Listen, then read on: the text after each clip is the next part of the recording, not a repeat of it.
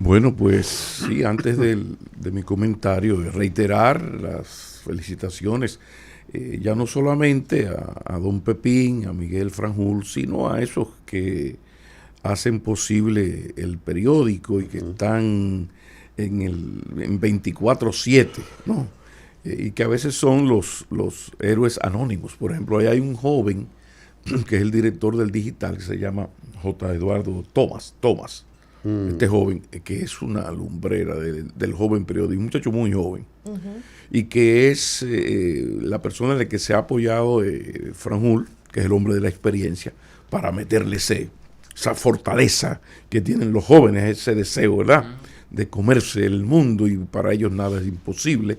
Y gran parte del rejuvenecimiento que ha tenido el listín tiene que ver con Tomás y a la capacidad de Franjul de liderar ese proceso de modernización tan difícil. Y actualizado, director es un muchacho de 20 años en términos Sí. del manejo, la actualización. Entonces no es Y fácil. lo que más escribe sobre el proceso violento que se da. Entonces no es fácil, jóvenes, porque uno tiende a encerrarse en su generación. Entonces, bueno, pues, mi generación es el mejor periodismo, los mejores cantantes, los mejores intelectuales, y hay una ceguera terrible en ese sentido. Yo quiero aprovechar para hacer este reconocimiento a Tomás, y en Tomás a los jóvenes. Hay una pila de muchachos, ninguno llega a 35 años, que son, y algunas de 23 y de 24, que la verdad es que son los que le dan como ese...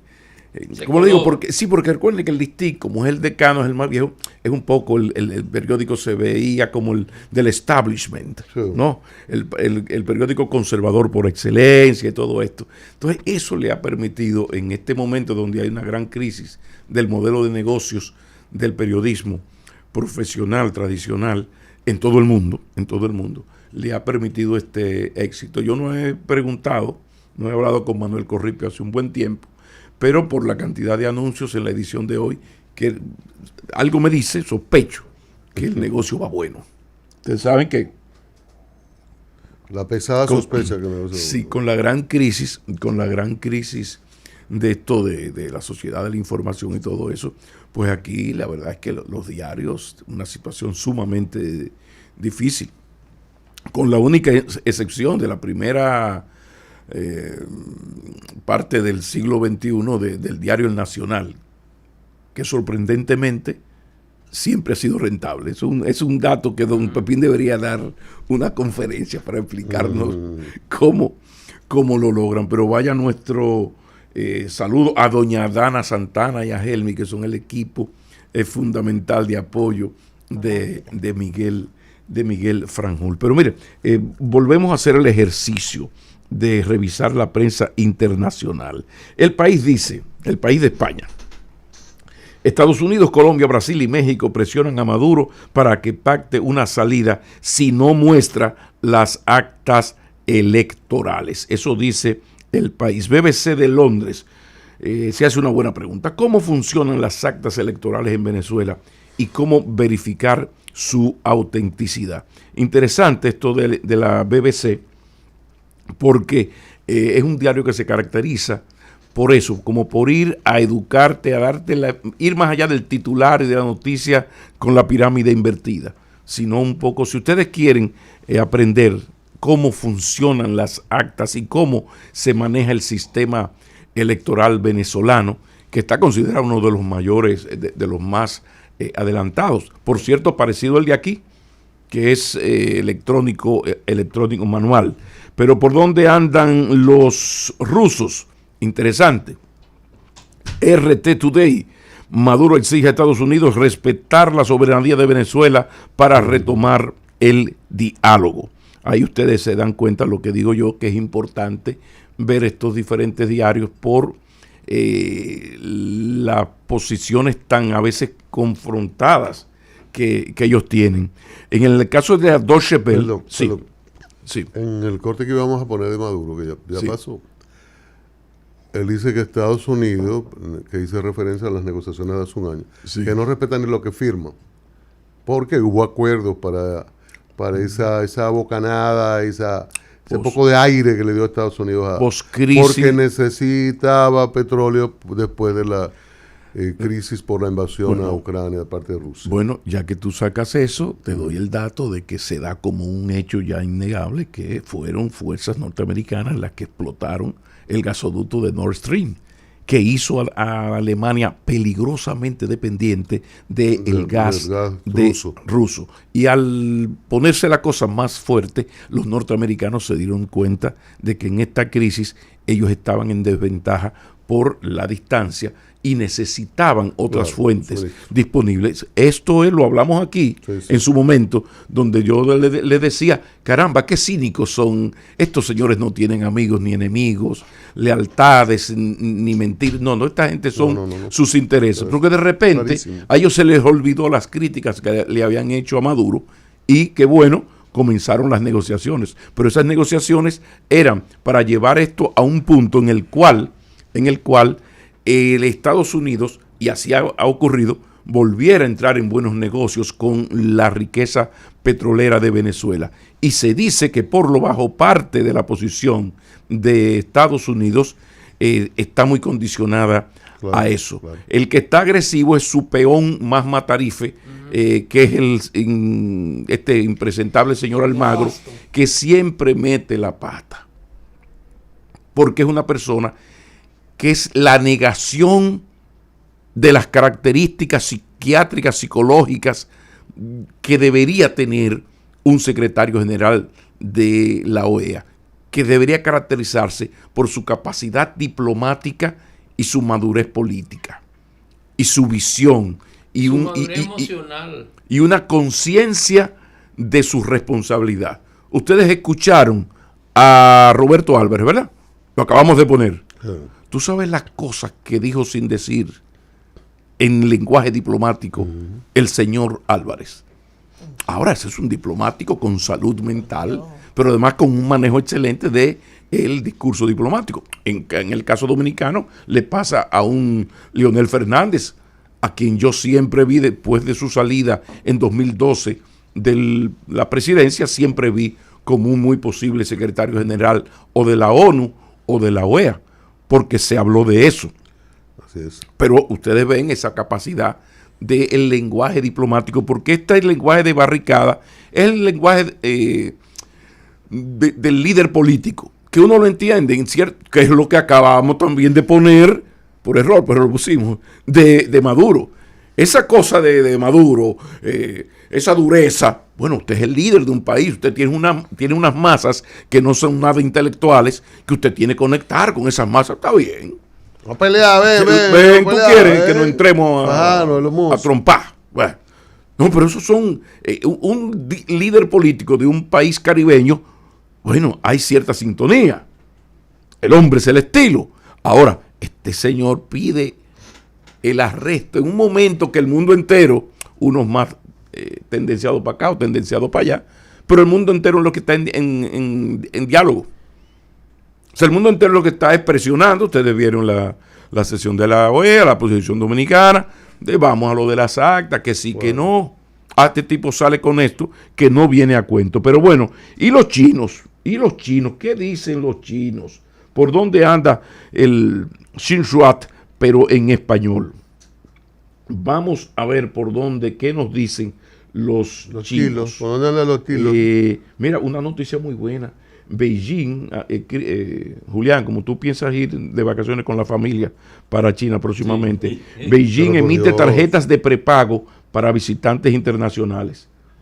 Interesante, usted llega, coge sus $2,000, en el caso tuyo mucho más, y compra una tarjeta prepago para andar con todo su cuarto encima. Pero claro. ¿por dónde anda?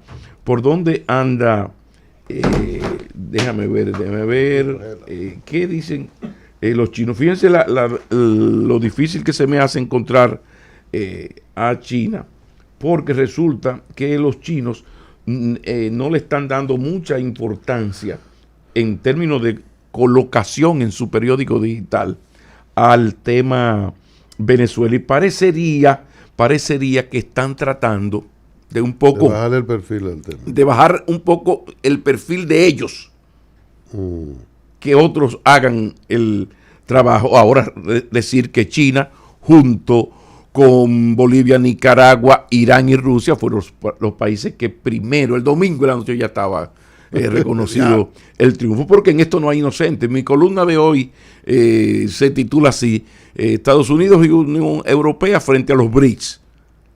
Los imperios nunca son inocentes. Y esa es la gran discusión. Pero fíjate cómo lo llevan a la sesión, no importada, a la sesión de Iberoamérica. Y en la sesión de Iberoamérica, el Xinhua, que es como CNN o Al Jazeera de los árabes, o Deutsche Welle de los alemanes, Televisión Española del gobierno español, o ABC del PP y El Mundo del PP y El País del PSOE, ¿no? Fíjate cómo estos señores te bajan a tercero, cuarto, quinto, en el sexto listón.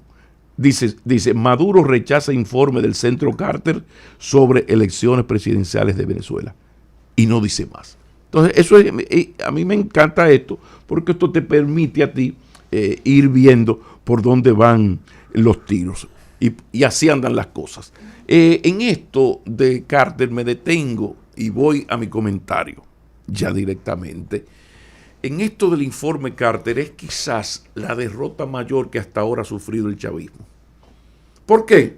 Bueno, porque la oposición tenía, al igual que el gobierno, su relato diseñado. Antes de las elecciones, cómo se van a manejar las cosas. Mira, eso es tan así que uno de los diarios presenta, incluso, y lo reproduce Diario Libre hoy también, como 5 relatos que son fake news. Y esto de los fake news está tan terrible que ya en este proceso se han creado supuestas empresas verificadoras de noticias que ellas son falsas. O sea, para que ustedes entiendan cómo va esto. Ahora, ¿a qué yo me refiero con lo de Carter? Bueno, porque el informe Carter, el Centro Carter siempre ha sido la excepción de la vulgar posición servilista de OEA. Por eso uno la recuerda con mucho dolor en nuestro abril del 65. Y recuerda siempre a Carlos Puebla. ¿Cómo no me voy a reír de la OEA si es una cosa tan fea que causa risa? ¿No? Entonces, esa posición vulgar, siempre, ¿cómo le digo?, pornográfica casi, de la OEA, siempre había tenido una expresión en la fundación, la otra cara, en la Fundación Carter. O sea, la Fundación Carter es la institución de observación electoral, celo por nuestra democracia, menos comprometida con el Departamento de Estado. Y esa Fundación Carter ha sido fundamental para salvar o establecer democracias con gobiernos de democracia iliberal. ¿Y qué es eso de democracia iliberal? Bueno, la democracia de Balaguer era una democracia iliberal. Y democracia como, bueno, se hacen unas elecciones amañadas, que todo el mundo sabe lo que pasa, se asesina a la oposición, se encarcela a la oposición, pero hacen elecciones, hay partidos políticos, o sea, no es Cuba, no es China. Ahora es una democracia no liberal burguesa, sino iliberal burguesa. Es lo que pasa en Nicaragua, hay elecciones. En El Salvador se acaban de celebrar elecciones. En Cuba. No, en Cuba no hay partido, consejo, es partido único. Bueno, pero no hay partido único y no hay medios de comunicación, te arranco la cabeza y punto. No, estas democracias tienen ese sello de iliberal, que es por donde anda navegando Maduro, y por eso el distanciamiento del Lula da Silva de Brasil y el distanciamiento de Petro no se suman a las andanadas del extremo norteamericano y los países satélites que ustedes ven que, mejorado con el excelente discurso diplomático de nuestro canciller, pero usted sabe que si usted lo analiza despacito, somos los 7 países con los que Venezuela rompe relaciones, son los 7 países que son jinetes de la acción que define de alguna manera el Departamento de Estado, con matices. Porque en esto me gustó mucho de nuestro gobierno el que haya hecho el esfuerzo por diferenciarse un poquito dentro de lo, ¿verdad? Dentro de, por ejemplo, esta coincidencia con Fernández, con que esto es un asunto de los venezolanos, a mí no me convence mucho. Ahí yo no estuve de acuerdo con mi querido profesor Fernández Reina, ni estoy de acuerdo con el gobierno dominicano. Yo creo que esto, y lo insisto en la columna, es la expresión de una gran lucha geopolítica, parte de esta tercera guerra mundial no declarada en Rusia y en otras partes. Pero no es que lo desconozcan. Probablemente si se hace la discusión con los dos, con Roberto y con Leonel, claro que es una lucha geopolítica. Pues las posturas es lo que quiere decir el gobierno dominicano. Mira, eso tiene que ser entre venezolanos, ¿no? O sea, pero, es lo que debe, ese deber ser. Sí. El deber ser, el recuento. Porque y a los datos, porque no lo quiere.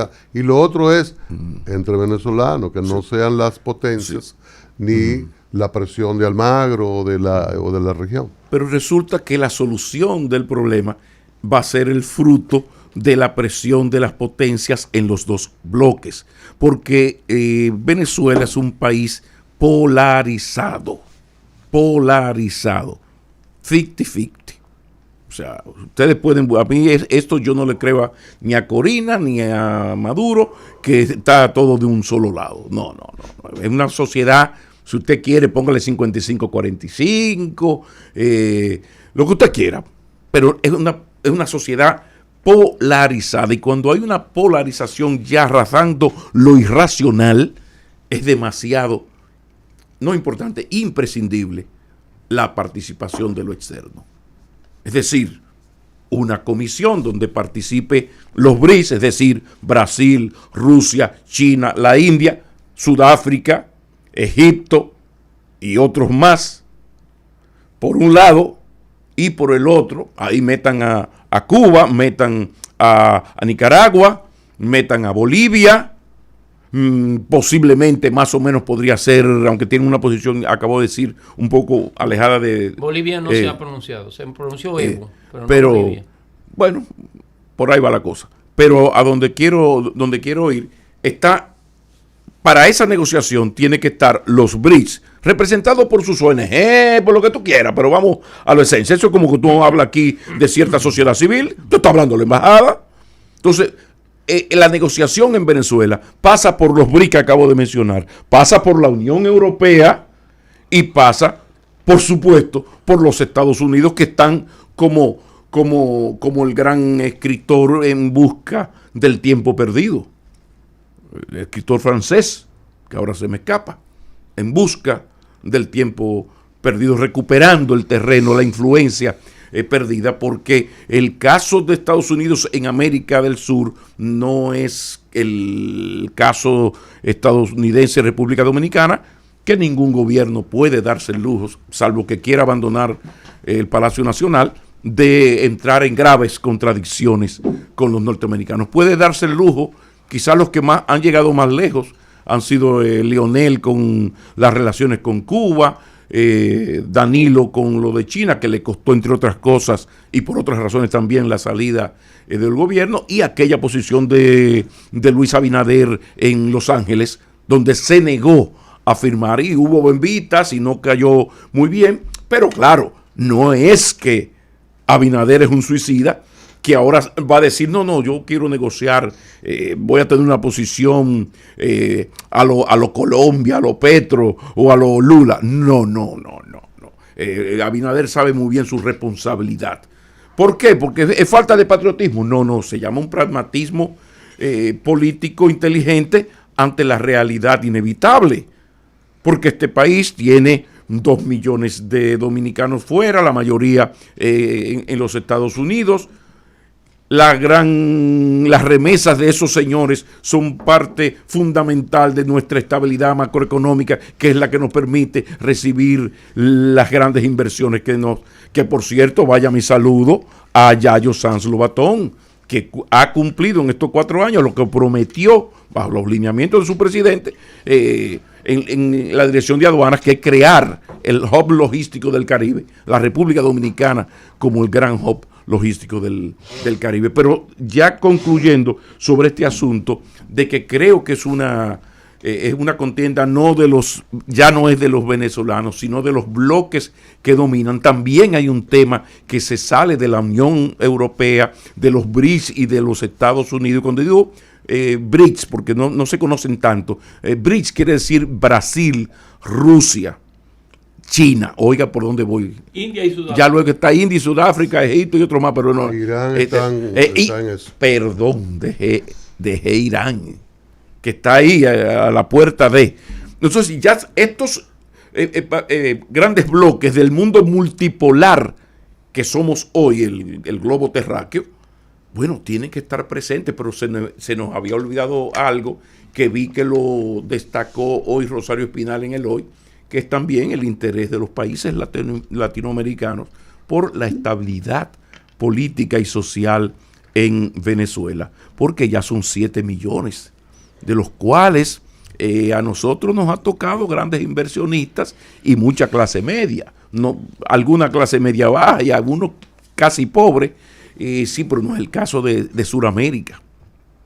Y imagínense una contienda civil en Venezuela, todo esto afecta al continente. Entonces, yo creo que no, que de lo que se trata ahora es que los poderes multipolares del globo aplaquen un poco su arrogancia y entiendan que los BRICS, Brasil, Rusia, China, India, casi Irán, por un lado Unión Europea, Estados Unidos, a través de, insisto, sus ONGs, su think tank, su sociedad civil, porque la sociedad civil es una construcción estadounidense posterior a la caída del muro de Berlín, del sistema soviético, que ellos vieron que iba a reinar el neoliberalismo en el mundo. Entonces tenían que hacer dos cosas: buscar un enemigo, de ahí vino el terrorismo, porque ya no podíamos hablar de comunismo, ya no había comunismo, ya no había que dar golpes de Estado para salvar un país del comunismo. Ahora hay que invadir países con el tema del terrorismo, y ahí está la desgracia de Irán o Afganistán. Pero también al mismo tiempo yo tengo que crear mis gobiernos paralelos al gobierno normal, y por eso aquí, incluso hasta en las altas cortes, primero ya hay funcionarios del gobierno que no fue una decisión del presidente. Ya aquí hay funcionarios que todo el mundo, dije algo que no se debe decir, porque es un error, ¿no? De que todo el mundo lo sabe. No, se maneja, en ciertos niveles se maneja la información de funcionarios de la embajada, que la embajada le pide a un presidente que coloque a tal o cual. Pero también en las altas cortes, busquen todas las altas cortes que se han formado en los últimos 6, 8 años, y siempre hay un señor que no es pro PLD, pro PRD, pro PRM, sino que se premia a la sociedad civil. Una sociedad civil, y no a cualquier sociedad civil que somos todos, sino una sociedad civil con vínculos directos y brazo ejecutor de la Embajada de los Estados Unidos vía la USAID. Miren, vamos a comerciales, tenemos invitados, vamos a hablar de Código Penal en breve, y a Arias le doy la información, antes de irnos a comerciales, de que la asesoría, parece que hay problemas entre el asesorado y el asesor. La asesoría de Iván Rodríguez pasó a Pablo Macchini. Dice Iván que es Marcel Proust, En busca del tiempo perdido, en 7 tomos. No se refiere a nada brillante, Pablo. Especie... No, él conmigo hay una buena sintonía y cariño. Lo que me ha dado Pablo, el dato de ese lapso que se me olvidó, Marcel Proust. Taibo criollo. Marcel Proust. Gracias, Iván. Seguimos en contacto, que tú y yo no vamos a pelear. Lo asesora y lo elogia. Parece que es grave el tema con Julián. ¿Cómo estás?